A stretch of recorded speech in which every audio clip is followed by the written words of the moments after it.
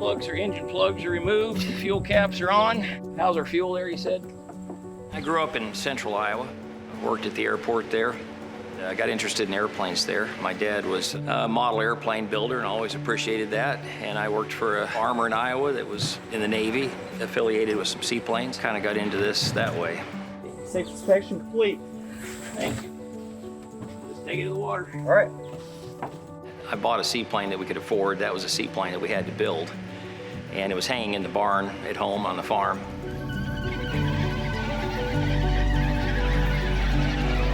And the veterinary from town here came out, and his son flies in Alaska on floats. Saw that, recognized it, and he said, you need to come down to Rising Sun and look at the water here. So I did. I came down here, and it's ideal. It's one of the longest, widest, straightest stretches of the Ohio River, and long ways between dams. And during the summertime, when the river's at pool, it makes essentially a lake here. Max Seaplane Service was a plan. Started out with one float plane doing some rides, kept adding more and more airplanes as time went on, and did this full time. Our seatbelts and life vests are on. We were complete with the briefing. Before starting engine checklist is complete. Clear, here we go.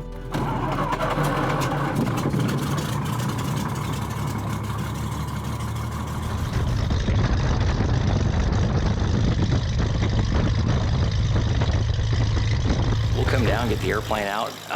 We used to be ready, and we found out that people really like to watch the launching process about as much as flying, and we kind of let everybody watch that, and we go down and put the airplane in the water. We do passenger briefings on the use of our life jackets and emergency exits and emergency equipment in the airplane.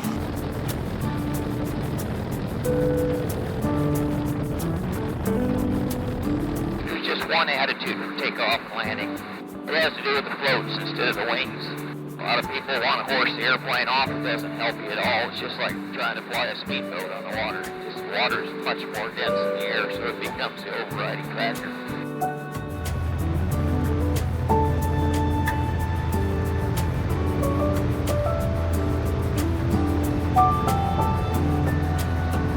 I had a couple of meetings with the Port Authority and then the City Council to try to explain what I was trying to do.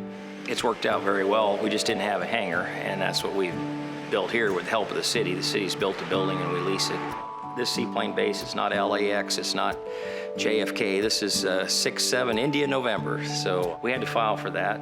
Once that's filed, then they have to do a communication and navigation interference study, and we had to talk to the approach controllers at Cincinnati Airport, and they know what we're doing, and we discussed patterns. And we've been operating here about 8 or 9 years now. We just haven't had any issues. We don't go high enough to get into the bottom of their airspace. It's quite a bit different. In fact, it requires an additional rating to fly on the waters. There's quite a few differences. We usually land with half our flaps, and it's a running landing, and there's docking, there's sailing, there's mooring, there's ramping, anchoring, rough water, confined area takeoffs, glassy water takeoffs. Try to fly on the, like you're driving down the interstate, stay on the right side of the river, and then if somebody's coming up the river, they usually are on the other right side. A little easier to see. With seaplanes, with hydrodynamic drag of the water, this airplane behind us takes a mile of water loaded to take off, and it'll take about 1,500 feet if you're by yourself, so it has a big effect with weight. They're about 3 times longer to take off in a seaplane than it is to land in a seaplane, which means you got to be a little bit careful. You can land in a lake you can't get out of unless you take the airplane apart. Little different art of aviation. I just call it flying with no brakes. The Seaplane Pilots Association has a great online water landing directory that really helps to define what water is available to land on. The Ohio River is an open federal navigable commercial waterway, which is open, so we can operate here without any special permitting. I flew a young Amish boy. They watched us for an hour or so, and then he walked down. He asked me how much the ride was, and I told him. He said, "Thank you." He went back up and talked to his dad, I guess. He came back down with the money, and I took him for a flight, and he was very stiff. He told me it was his first airplane ride. And I came back and landed, and I asked him, I said, "Well, how come Dad said it was okay to go flying in this? I don't really understand that." And he goes, "Well, it doesn't have any wheels, so he thought it'd be okay." Our business started out about 90% rides, 10% training. And we kind of assumed that we'd mine out our local area with riders. You know, we have a lot of people from out of town. I'd say now we're probably 50-50 with rides and flight instruction. You can see the wind streaks out on the water, kind of gives you an indication of which direction the wind's blowing. That, brown flags. And if you're in doubt, you can always stick your water letters up while you're on the water, and it'll weather vane into the wind and tell you exactly where the wind's blowing. It's funny that it's probably on every pilot's bucket list to get a seaplane rating. We have to do more commercial-like aircraft training or seaplane training here because of the challenges of the Ohio River. It takes a little more time to get qualified up here to work this river.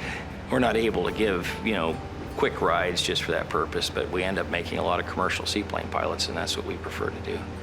I went to several different flight schools to go ahead and get all my ratings from private all the way to commercial. And then I came here asking for my seaplane rating, went through the whole training seaplane process and got my commercial seaplane. He put me through a few training flights and set me up on several tours, and here I am today. Pretty simple. In seaplanes, we don't use full flaps because there's no such thing as a full stall landing in a seaplane. They land them slightly different. It's all hydrodynamic rather than aerodynamic. We did develop a training area here that we know very well. And a wise pilot, older seaplane pilot, he said, when you're in a seaplane, it's easy to go explore, but if you go explore, you're probably going to find something. So I took that to heart, and we have a training area from Aurora all the way down the river to the Warsaw Dam. That makes your direction flaps 20 degrees, fuel selectors both. Carb heat is off, air is clear, rudders are up, sticking back.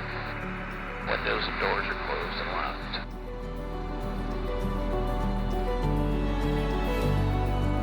We are Indiana's worst on-time performance airline. We're proudly on the bottom of the list. We'll cancel a flight if it's unsafe, or we won't go if it's unsafe. And we'll be glad to stay at the bottom of that list, I guess. That's what we are. We're in the entertainment business, really. People don't come out here unless they want to have some fun, and it's interesting to them, something different. One of the most interesting things about this is how quick you find out how your passengers, their personality is. And after the first few minutes, you kind of figure out how you're going to do your tour from there. No two tours that I do are the same. It's just based on the personality of who I'm flying with. I think one of the major reasons that I wanted to do this, when I was young, it was really an interest to me to go to the airports, watch the airplanes fly, watch airplanes hang out, be able to get close to the aviation community. What I've noticed in my lifetime is the airport security has gone up. There's fences around everything. It's kind of intimidating. We're down here in the middle of town on purpose. We encourage people to come in and see what's going on and be interested in aviation. Who knows, these kids that are watching us, I mean little kids that are watching us fly, how will it imprint them later on? Maybe they'll pick a job, or maybe they'll be flying airliners by remote control. I don't know, but aviation's been good to me, and I just kind of like to make sure it continues.